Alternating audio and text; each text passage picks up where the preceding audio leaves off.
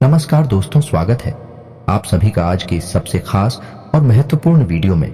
आज के इस वीडियो में आप सभी के लिए जो खुशखबरी लेकर आया हूं, सुनकर 50 किलो मिठाई बढ़वानी पड़ेगी।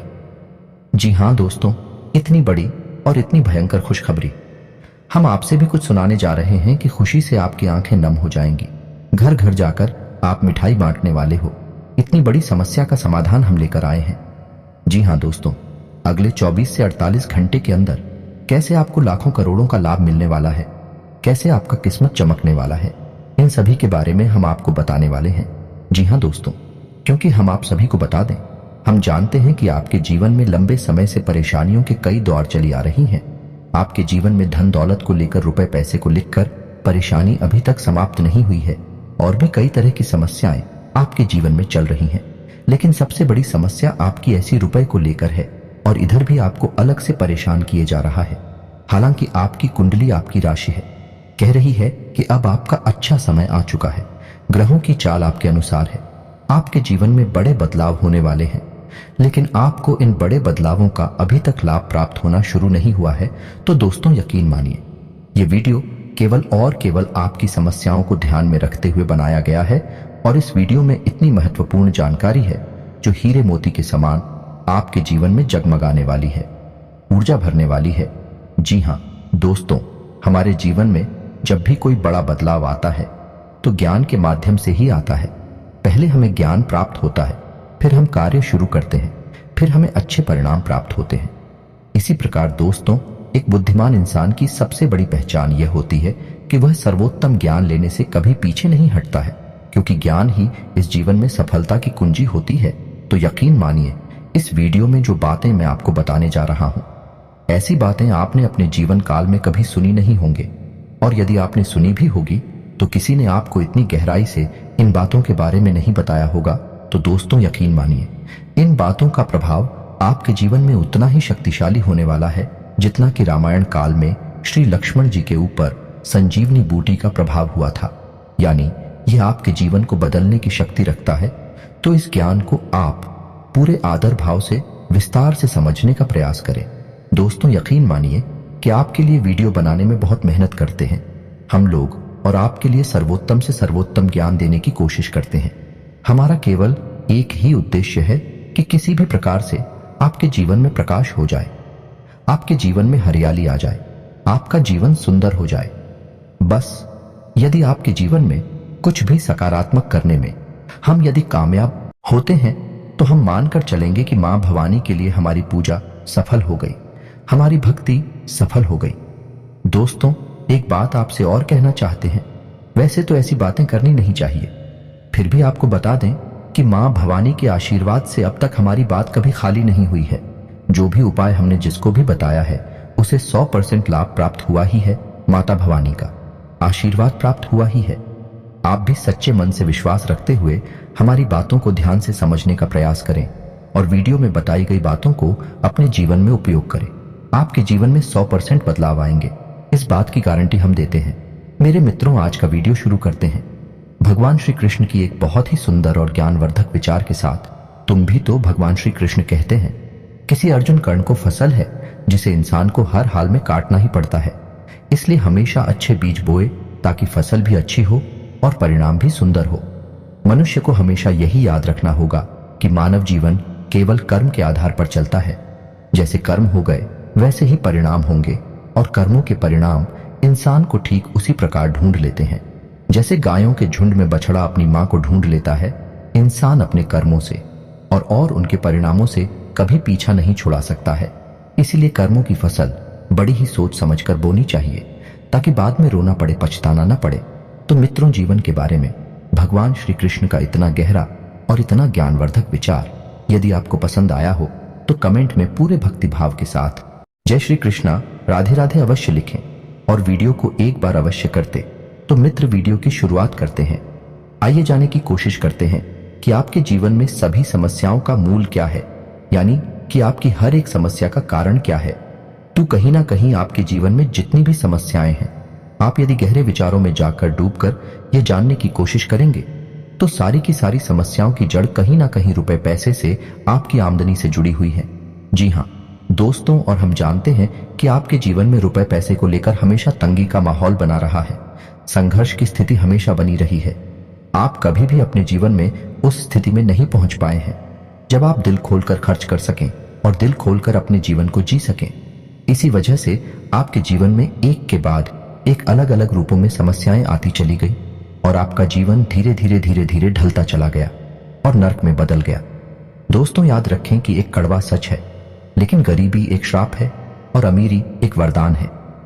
जी हाँ दोस्तों, इसका मतलब हम यह नहीं कह रहे थे कि हर अमीर आदमी ईश्वर का प्रिय है, उसे ईश्वर का वरदान प्राप्त है। लेकिन यदि जीवन के परिप्रेक्ष्य में हम इस बात को जानने की कोशिश करें तो कहीं ना कहीं यह बात हमें सत्य ही दिखाई देती है। इंसान बहुत ही सुख सुविधाओं से भरा जीवन जीता है। हाँ, अपनी भाषाओं की वजह से यदि वह मानसिक तौर पर पीड़ित है तो बात ही अलग है, लेकिन अपनी जरूरतों को पूर्ण करने की वजह से वह एक संतुष्ट जीवन जी सकता है। दोस्तों, अपने कथाओं में जैसे भागवत पुराण, शिव पुराण या देवी भागवत या कहीं और किसी अन्य प्रकार की भागवत कथा पंडाल में आपने यह कहानी सामान्य तौर पर सुनी होगी कि जब भगवान को किसी के अच्छे कर्मों का फल देना होता था तो उसे अमीर राजा के यहां पैदा किया जाता था। यह किसी अमीर बनिए के यहां पैदा किया जाता था, और जब किसी को दुख देना था या किसी के पापों की सजा देनी होती थी तो कुछ एक गरीब के यहां पैदा किया जाता था। तो इन सब कहानियों के माध्यम से यह साबित होता है कि गरीबी एक सलाह है और अमीरी ईश्वर का वरदान है। दोस्तों, बात सुनने में अवश्य कड़वी है, लेकिन सत्य है आपको इन कड़वी बातों को स्वीकार करना ही होगा। आपने अपने जीवन में बहुत सारे फैसले ऐसे लिए हैं जो भावनाओं में बहकर लिए थे। बाद में उनके परिणामों ने आपको बहुत दुखी किया, बहुत परेशान किया। अब समय बदलाव का है। अब आपको भावुकता से काम नहीं लेना है, अब आपको बुद्धिमानी से काम लेना है। तो दोस्तों, आज के इस वीडियो में हम आपको बताने जा रहे हैं ऐसी महत्वपूर्ण बातें, यही हूं कहीं के 3 ऐसे महत्वपूर्ण उपाय जिन्हें आपने यदि अपने जीवन में अपना लिया तो आपके धन को लेकर समस्या पूर्ण रूप से समाप्त हो जाएगी और धीरे धीरे लपेट लेना है।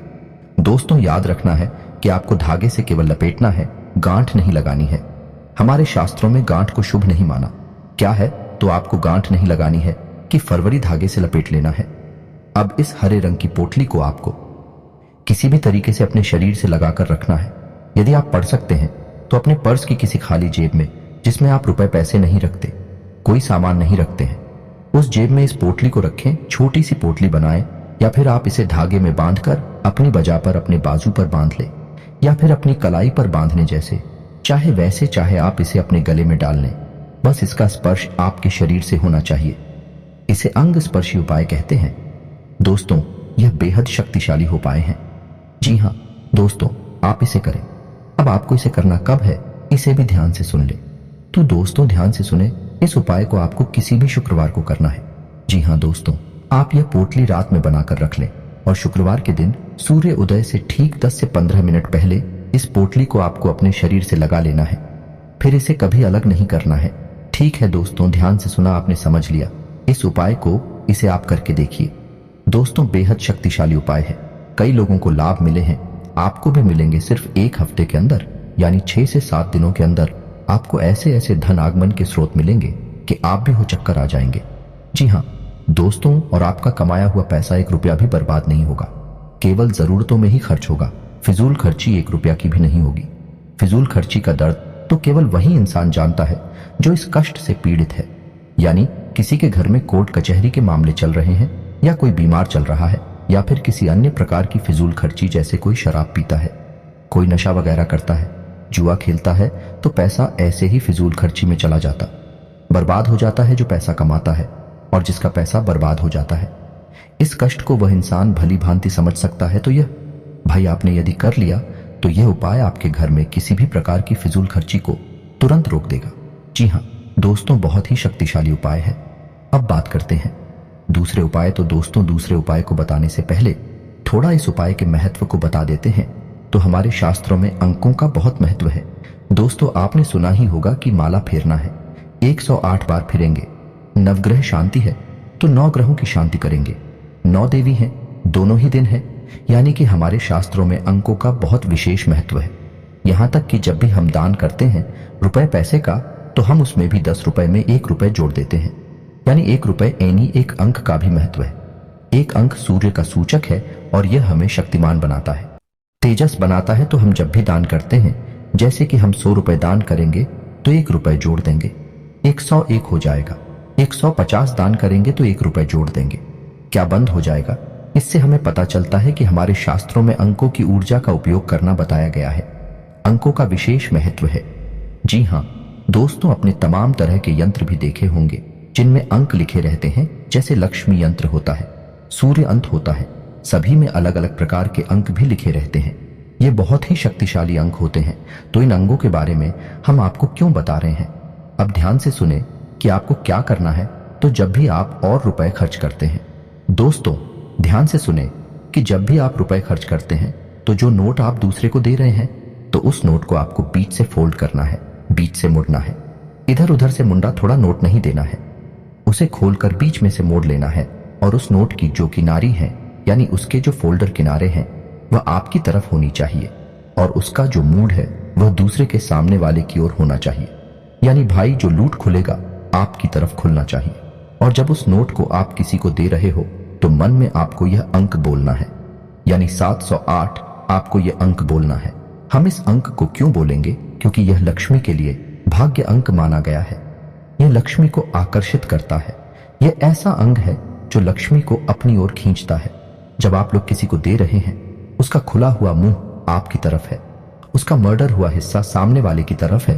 तो जब वह लूट जाएगा किसी के पास, तो आपके पास वह रूट 10 गुना 100 गुना बनकर वापस आएगा कि आपने मन में 600 रुपए 708 मन में बोल बोल कर यह नोट दूसरे को दिया है। तो यह नोट आपका 10 गुना 100 गुना बनकर वापस आएगा।